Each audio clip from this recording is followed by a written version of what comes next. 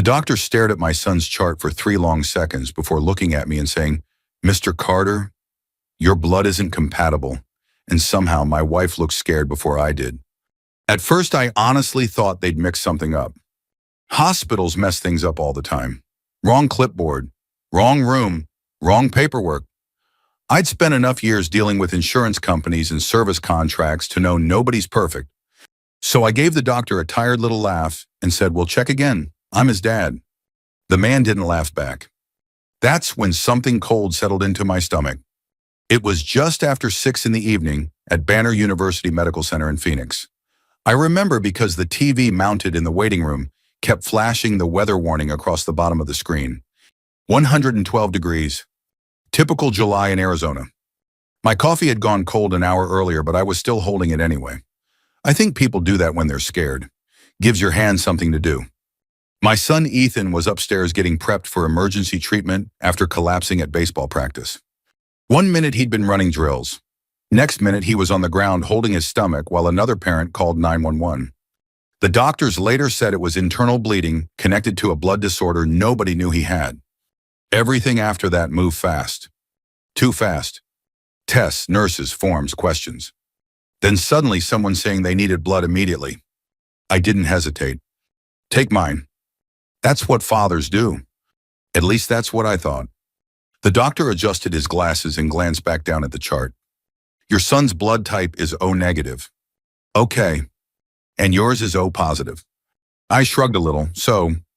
He spoke carefully the way people do when they don't want to start a fire in a room full of gasoline. "O negative patients can only safely receive O negative blood." I stared at him for a second. Then another. I remember hearing the ice machine buzzing somewhere down the hall. "That's rare, right?" I asked. "It's uncommon." Before I could say anything else, Lena suddenly stood up from the plastic waiting room chair beside me. "I'm calling Mark." Just like that. No discussion, no hesitation. She already had her phone in her hand. Now listen, at that moment I didn't think affair, I didn't think betrayal. My son was upstairs connected to machines. But something about the speed of it bothered me. "Why Mark?" I asked. "He's O negative," she said quickly. I blinked. "How do you know that?" She froze for maybe half a second, then said family reunion blood drive, years ago. Maybe she told me before. Maybe she hadn't. I honestly couldn't remember. My older brother Mark had always been around, always involved. He was the dependable one growing up, the guy who could rebuild a transmission in his driveway while drinking a Coors Light. I owned a small HVAC company. Mark worked commercial construction management. Different world, same city. And he'd always been good to Ethan. Too good, maybe. But I didn't think that then. I was just scared. I sat back down and rubbed my face with both hands. My wedding ring scraped against my cheek. The doctor cleared his throat gently. "One biological parent usually carries the Rh negative factor." Usually, I repeated, "Yes, but not always." He paused. "Genetics can be complicated." That sentence would replay in my head for weeks. Genetics can be complicated. At the time, it sounded comforting. Later, it sounded like a warning. About 40 minutes passed before Mark showed up. Fast. Too fast for Phoenix traffic at rush hour. He walked into the waiting area wearing dusty work jeans and tan boots, breathing hard like he'd run through the parking garage. "Where is he?" he asked immediately. "Upstairs," Lena said. And then something happened I can still see clear as day. She grabbed his wrist. Just for 1 second. Tiny little thing. But people who've been married 15 years notice tiny things. Neither of them looked at me afterward. Mark turned toward the doctor. "I'm O negative. Test whatever you need." The nurse led him away. I sat there staring at the television without hearing a single word coming out of it. Some pharmaceutical commercial was playing. Old couple walking on a beach, smiling like life stays simple forever. I remember thinking how ridiculous that looked. About an hour later, the doctor came back. "Your brother's a match." Lena exhaled so hard it almost sounded like she'd been holding her breath all evening. I should have noticed that. I should have noticed a lot of things. Instead, I just nodded and asked Ethan gonna be okay. The doctor finally smiled a little. "Yes, I think he will." That should have been the moment I felt relief. Instead, I felt tired. Heavy. like something invisible had entered the room and sat beside me. A nurse eventually brought us upstairs. Ethan looked pale in the hospital bed, smaller somehow. Machines beeped softly around him while the blood transfusion started through the IV line in his arm. Mark stood near the window watching quietly. Lena sat beside Ethan brushing his hair back gently. And for a second, everything almost looked normal again. Almost. Then the doctor stepped inside one last time, holding Ethan's chart. He looked at Lena first. Then me. Then Mark. Mr. Carter, he said carefully with O, negative blood involved. It may be worth reviewing family medical history at some point, just to be safe.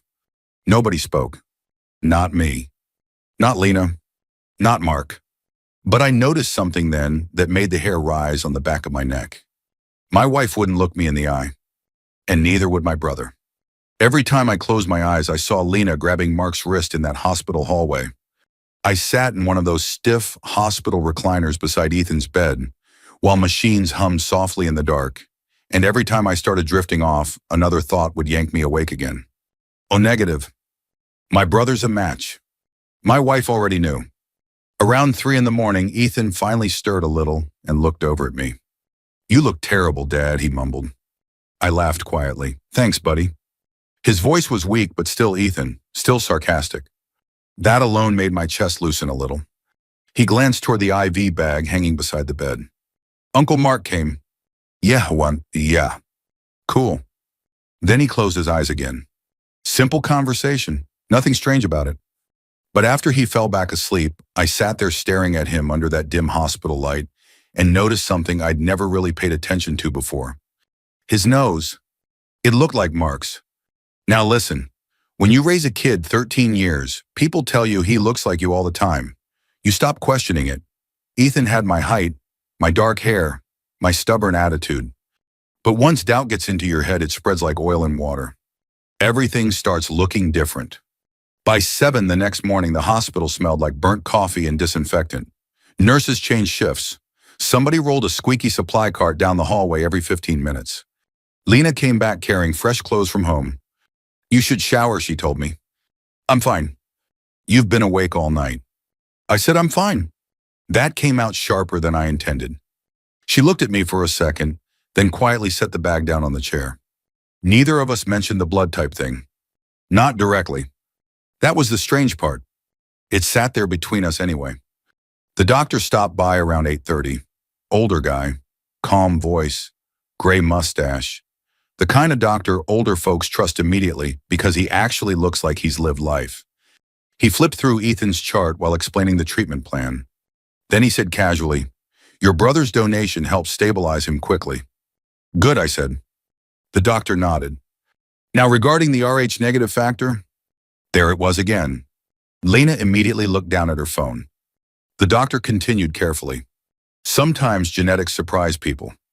Rh negative traits can skip generations. It doesn't automatically mean anything unusual. That sentence hit me like a life raft. I grabbed onto it immediately. So this could still be normal. Yes, he said. Rare doesn't mean impossible. I noticed Lena relax slightly beside me. Just enough for me to notice. The doctor explained blood compatibility using a simple comparison. Think of it like keys and locks, he said. Certain blood types simply don't fit certain patients safely. That made sense to me more than all the medical terminology. When he left, I tried forcing myself to let it go. Really tried. But then something strange happened around lunchtime. Mark showed up again. Not weird by itself, Ethan loved him. But he walked into that room like he belonged there. Like this whole situation had pulled him into some role he already understood. He brought Ethan a Diamondbacks cap from the hospital gift shop.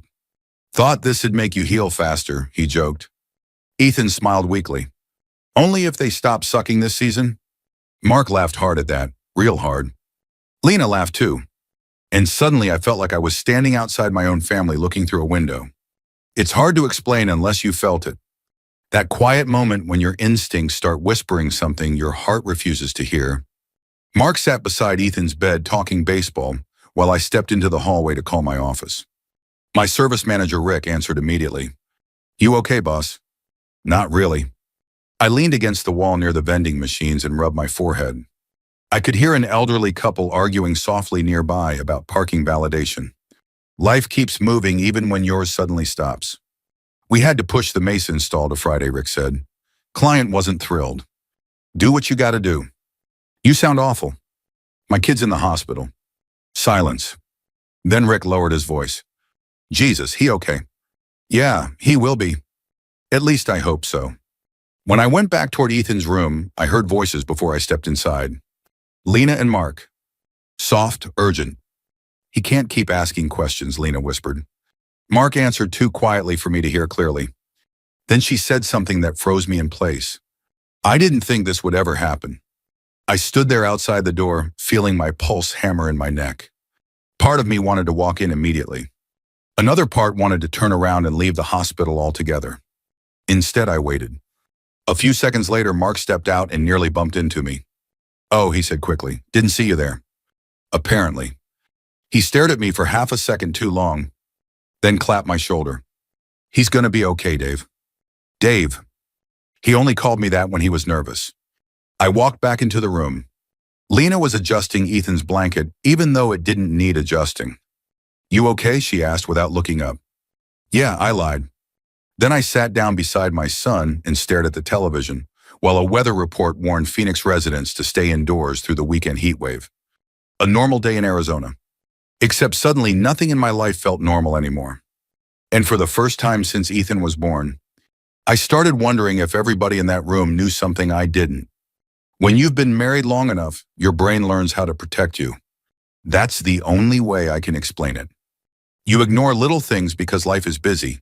Bills need paying, roofs leak, air conditioners die in the middle of July when it's 115 outside and customers start acting like you personally invented heat. You don't stop to analyze every glance or every strange moment. You trust the people you love because the alternative is exhausting. That's what I kept telling myself during Ethan's third day in the hospital. I was sitting beside his bed while he watched SportsCenter with the volume too loud, laughing at highlights like nothing had happened. Kids recover fast. Adults don't. You okay, Dad? He asked suddenly. Yeah. You keep staring at me. I forced a smile, just making sure you're still ugly. He grinned. Mom says I got your face. That hit me harder than it should have. I looked away toward the window overlooking the parking garage. Outside Phoenix shimmered under another brutal afternoon sun. Everything looked baked and faded. Even the sky looked tired. Later that evening, Lena went downstairs to grab food while Ethan slept again. I stayed alone in the room listening to the steady beep of monitors and replaying memories I hadn't thought about in years. Little things. Tiny things. Like how often Mark had been around whenever I traveled for work. Back when my HVAC business was still struggling, I used to take commercial jobs out in Nevada and New Mexico just to keep us afloat. Sometimes I'd be gone 4 or 5 days at a time, installing rooftop units for warehouses or casinos. Lena hated those trips. Said the house felt too quiet without me. That was usually when Mark would help out. He'd mow the lawn, fix something around the house, take Ethan for burgers or baseball practice. At the time, I appreciated it. Hell, I bragged about it. Not everybody gets a brother you can count on. I used to tell people. I almost laugh thinking about that now. Around 8 that night, I went home for the first real shower I'd taken in days. The house felt strange the second I walked inside. Quiet in the wrong way. You ever walk into a church after everybody leaves, that kind of silence? I opened the fridge and found half a meatloaf Lena made earlier that week. I stood there eating it cold over the sink like some divorced guy in a commercial. Then I noticed Ethan's old photo box sitting on the laundry room shelf. Lena had probably been organizing before all this happened. I don't know why I opened it. Maybe because I needed proof my brain was lying to me. There were hundreds of pictures in there. Little League games, Christmas mornings, camping trips up near Flagstaff, Ethan missing his front teeth at age 7, normal family stuff. Then I found one photo that made my stomach tighten. It was taken in our backyard when Ethan was maybe 2 or 3 years old. Lena sat in a patio chair holding Ethan in her lap, while Mark crouched beside them, smiling. Nothing inappropriate, nothing obvious. But the way he looked at Ethan, I'd seen that look before. I'd seen fathers look at their kids that way. Pride, ownership, love. The kind you don't fake. I sat down slowly at the kitchen table, staring at that picture while the air conditioner kicked on overhead. And for the first time in my life, I honestly wondered if I'd been the dumbest man in Arizona. That thought hurt more than anger did, because anger gives you energy. Humiliation just hollows you out. I called my old family doctor the next morning. Dr. Feldman had delivered Ethan 13 years earlier. Retired now, but still doing limited office hours. When I explained the blood type situation, he stayed quiet for a second. Then said carefully, "David, genetics can surprise people sometimes. Can two O positive parents have an O negative kid? Rarely, yes, if recessive traits are involved." That word again. Rarely. Nobody would give me a straight answer. And honestly, maybe I didn't want one yet. I drove back toward the hospital through downtown Phoenix traffic with the radio off. My truck rattled every time I hit a pothole, a sea barely keeping up against the heat outside. At a stoplight, I suddenly remembered something Ethan said a few years back after one of Mark's softball games. "Uncle Mark says I swing just like him." At the time, we all laughed. Now the memory made me grip the steering wheel harder. By the time I reached the hospital garage, my chest felt tight enough to crack ribs. I sat in the truck for almost 10 minutes before going upstairs. And when I finally walked into Ethan's room, I froze. Mark was teaching Ethan how to shuffle cards. The exact same card trick Mark taught me when I was 12 years old. Ethan laughed after getting it wrong. Mark ruffled his hair automatically. Natural. Comfortable. Easy. Like they'd been doing this forever. Neither of them noticed me standing there at first. And in that moment, something happened that scared me more than the DNA question. For one split second, they looked like father and son. I hated myself for thinking it. But once a thought gets inside you, it doesn't politely leave. It starts unpacking boxes. That night, while Lena slept curled awkwardly in the hospital recliner, I sat awake beside the dark window and made a decision I prayed I'd regret. I was going to order a DNA test. Not because I wanted the truth. Because deep down, I already knew something was terribly wrong. I ordered the DNA test from my truck parked outside a Circle K at 1:30 in the morning. That's how low and pathetic the whole thing felt. Not in some detective office. Not with dramatic music playing in the background. Just me sitting under a flickering parking lot light while some teenager inside stocked hot dog rollers. I almost didn't go through with it. Twice. The website asked for payment information, and I just stared at the screen thinking, what kind of man does this to his own family? Then another thought answered right back. What kind of family makes a man need to? I clicked submit before I could talk myself out of it. The next few days were miserable. Not loud miserable, quiet miserable. The kind where every normal interaction suddenly feels fake. Ethan was improving fast. Doctors expected him home by the weekend.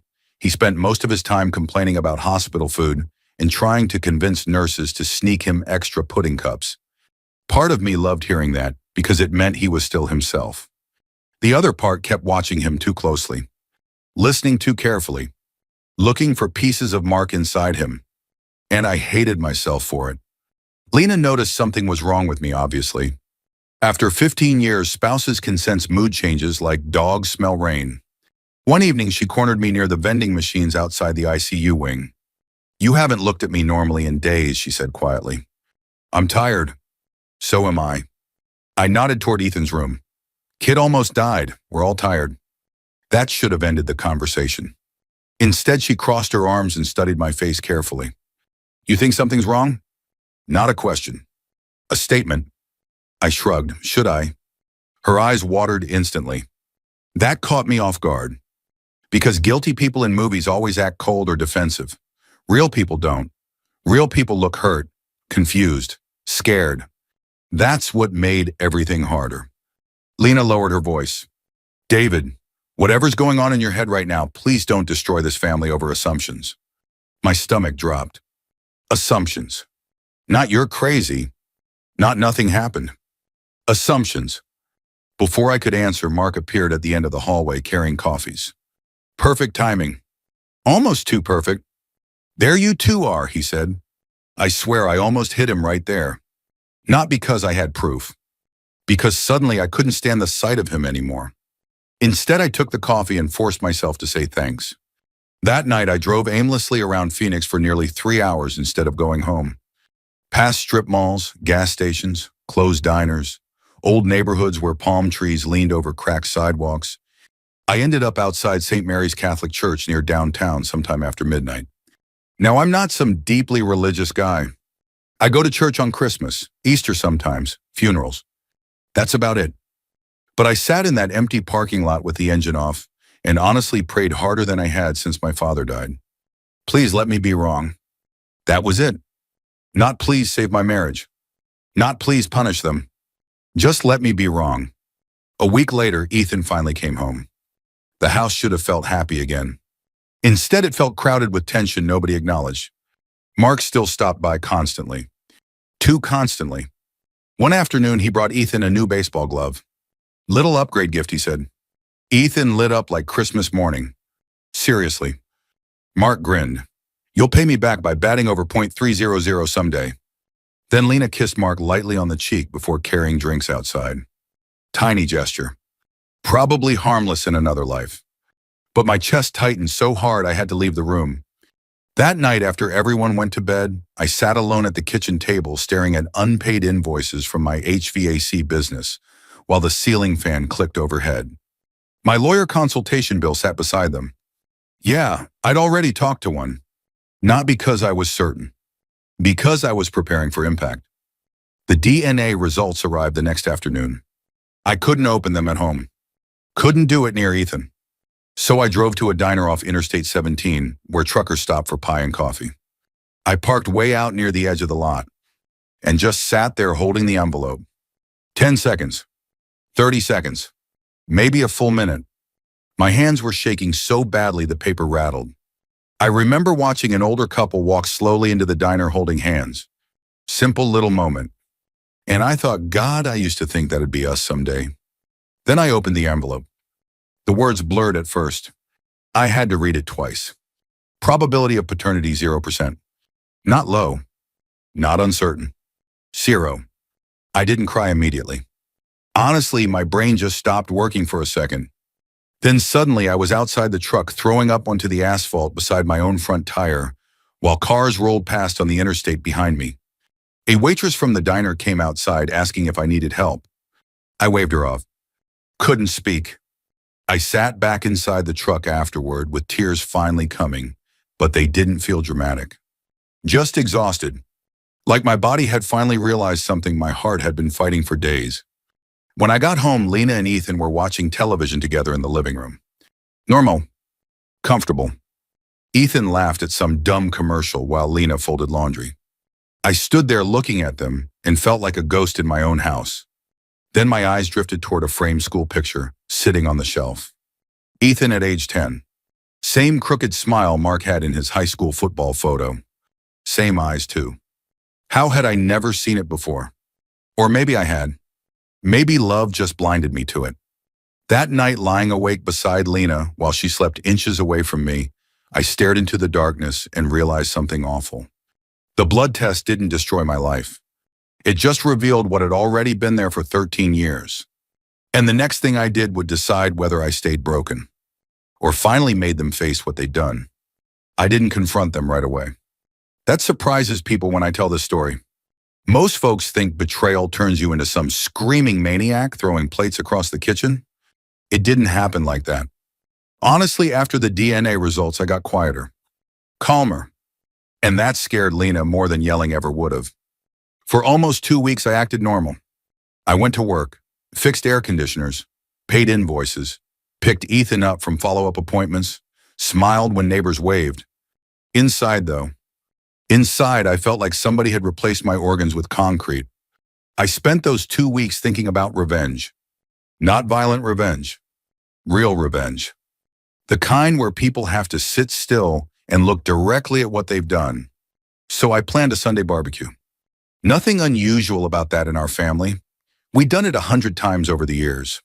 I invited Mark, Lena, my younger sister Karen, my mother Ethan. Just immediate family. The whole week leading up to it, Phoenix stayed brutally hot. 113 every afternoon. The kind of heat that makes your steering wheel feel radioactive. Sunday evening finally came with one of those orange Arizona sunsets that make everything look almost beautiful enough to forgive. Almost. I cleaned the grill slowly while country music played softly through the patio speaker. Burgers, hot dogs, potato salad from Fry's, cheap beer in a cooler. Normal. That was important to me. I wanted the night to feel painfully normal. Mark arrived first carrying a peach cobbler from some bakery Lena liked. Thought I'd contribute, he said casually. I looked him straight in the eyes for the first time in days. You always do. Something flickered across his face. Just for a second. Then Karen arrived with Mom. My mother was 80 years old by then. Small woman, sharp tongue, still drove herself despite all of us telling her not to. She hugged Ethan immediately. My handsome boy, she said. Then she looked at me. You look awful. Good to see you too, Mom. The backyard slowly filled with ordinary sounds. Silverware clinking. Ice dropping into cups. Karen laughing too loudly at one of Ethan's jokes. And the entire time I watched Lena and Mark carefully, not flirting, not touching. Honestly, if I hadn't known already, I probably never would have suspected a thing. That somehow made it worse. Because it meant they'd gotten very good at lying. Dinner started normally enough. Mom complained about property taxes. Karen complained about gas prices. Ethan talked baseball nonstop. I barely spoke. Finally, Karen looked at me and said, "You gonna sit there acting weird all night?" Lena froze slightly beside me. Mark took a sip of beer without looking up. And I realized it was time. I set my fork down carefully. You know I said quietly funny thing about blood. Nobody moved. I looked directly at Mark. Eventually it tells the truth. The entire table went silent. Even the cicadas outside sounded louder suddenly. Lena whispered my name immediately. David. I ignored her. Instead, I reached beside my chair and picked up a manila folder. Thick one. I laid it gently on the patio table. No dramatic slam, no yelling. Just paper against wood. Mark went pale the second he saw it. That told me everything. Karen frowned. What's going on? I opened the folder and pulled out the DNA results first. Then Ethan's blood work. Then the doctor's notes. My mother adjusted her glasses slowly. What is this? I looked at Mark. You want to explain why my son has your blood type? Nobody answered. Ethan looked confused. Lena started crying instantly. Not loud sobbing, quiet crying, like somebody finally too tired to keep carrying something heavy. Mark leaned back in his chair, rubbing his jaw. Dave, don't call me that. That came out colder than I intended. Ethan looked back and forth between us. Dad, God, that almost broke me right there. I took a breath before speaking again. I took a DNA test. Silence. Karen stared at Lena like she'd been slapped. My mother whispered no. Lena covered her mouth with both hands. Mark still wouldn't look at me. That part made me angrier than anything else. Not the affair. Not even the lying. The cowardice. I leaned forward slowly. You stood in my house for 13 years. My voice shook a little, then steadied again. Every birthday, every Christmas, every barbecue. You watched me raise him knowing the truth. Mark finally spoke. It wasn't supposed to happen. I laughed once. Not because it was funny.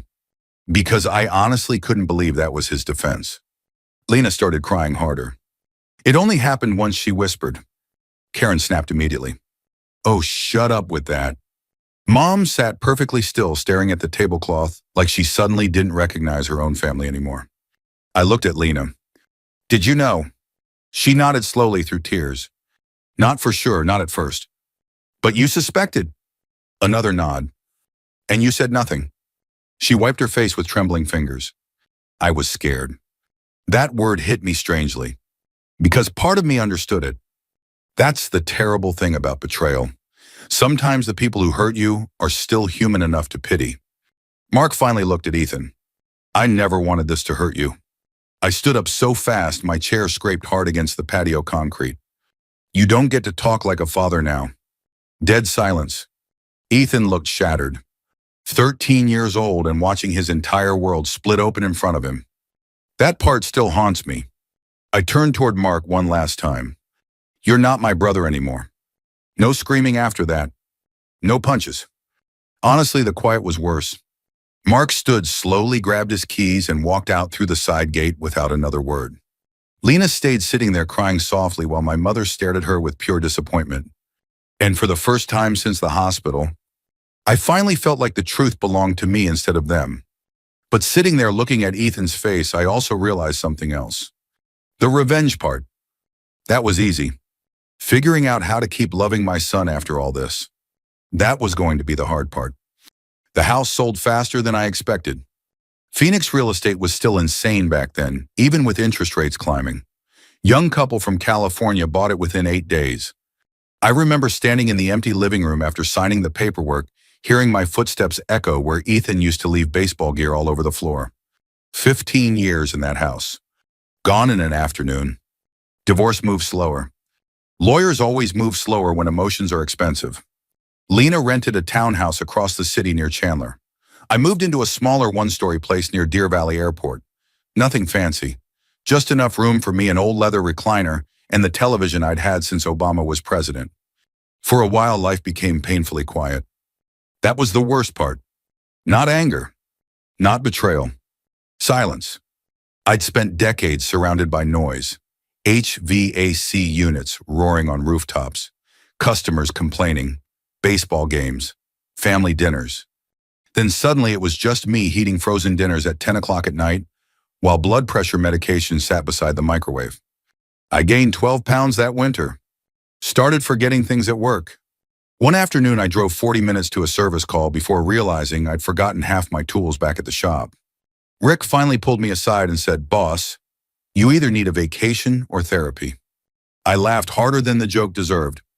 The truth was, I didn't know who I was anymore. Not husband, not brother, and somehow not fully father either. At least that's how it felt in the beginning. Mark tried contacting me twice after the barbecue. One voicemail, one text. I deleted both without listening carefully. My mother never forgave him. Karen definitely didn't. As for Lena, things between us settled into something colder than hate. Polite logistics, lawyer emails, schedules, shared trauma wearing business casual. But through all of it, one thing mattered more than anything else. Ethan. The first month after the truth came out, he barely spoke around me. Not because he was angry, because he was scared. Scared I'd disappear. I could see it in everything he did. The way he watched my reactions carefully. The hesitation before calling me dad sometimes. The constant apologizing over tiny things. That destroyed me more than the affair ever did. One Saturday afternoon, about 6 months later, Ethan came over to my new place for the weekend. By then, baseball season had started again. He walked inside carrying his duffel bag and looked around awkwardly. "You finally hung pictures up," he said, trying to look emotionally stable. That got a small laugh out of him. Good enough. The house still smelled faintly like fresh paint because I'd spent weeks fixing the place up myself. New cabinets, new flooring, kept my hands busy. Men my age do that when life falls apart. We build things because fixing people is harder. That evening, we grilled burgers out back while planes passed overhead from the airport nearby. For a while, we just talked baseball. Normal stuff. His batting average. School. One of his teachers who apparently smelled like tuna fish every day. Then eventually the conversation slowed. Ethan stared down at his paper plate for a long time before speaking again. "Can I ask you something?" "Always." He swallowed hard. "Are you still my dad?" There it was. The question both of us had been carrying for months. I set my burger down slowly. And I'll be honest with you, I almost broke right there. Because no matter what blood tests say, no matter what DNA says, your heart doesn't magically forget 13 years. I remembered teaching him to ride a bike in our old cul-de-sac, holding his hand during his first day of kindergarten, sleeping beside his bed when he had pneumonia at age 6, cheering so loud at Little League games I lost my voice. No laboratory in America could erase those things. I looked him straight in the eyes. "Blood didn't make me your dad," I said quietly. 13 years did. Ethan started crying immediately.